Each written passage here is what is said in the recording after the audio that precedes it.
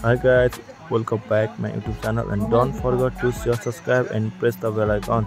अहिले हामी चाहिँ यो ककटेल भन्ने बनाउन गइरहेको छौं हैन। मेरो पनि यो लाइफको पहिलो चोटी हो ककटेल खाएको चाहिँ कस्तो हुन्छ अहिले त हेरौँ हैन। अनि के चाहिने रहेछ रेसिपीहरु हामीले चाहिँ बाहिरमा बजारबाट यही भित्रै बनाएर खाने भनेर अब यही के हुन्छ हेरौँ न के छ मैले पनि देखेको छैन। तपाईहरुसँगै बसेर हेर्नु है।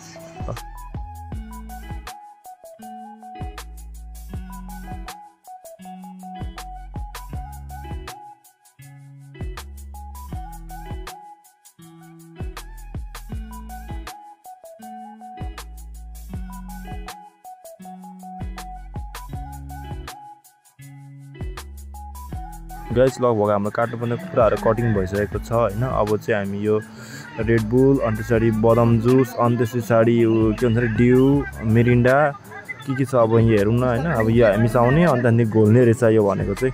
अब घोलेर कस्तो हुन्छ त्यसको अब फ्लेभर मिक्स फ्लेभर हुन्छ होला सायद।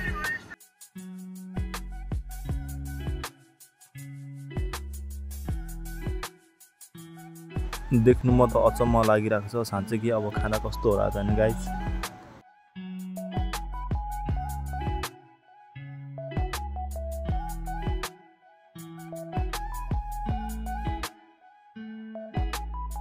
लगभग हामीले सबै आइटमहरु हालिसकेको छौं। अब चाहिँ यसको हामी मजाले घोल्ने हैन। अनि घोलिसकेपछि चाहिँ अब कस्तो हुन्छ त चाख्नु पनि पर्यो हैन।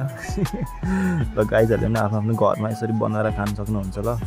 आफ्नो फ्यामिलीसँग बसेर कस्तो हुन्छ चेक गर्नुस्। अनि तपाईहरुको पनि फ्लेभर कस्तो भयो कमेन्ट गर्नु चाहिँ नबिर्सनु होला। भन्दै अन्तिमसम्म हेरेकोमा धन्यवाद।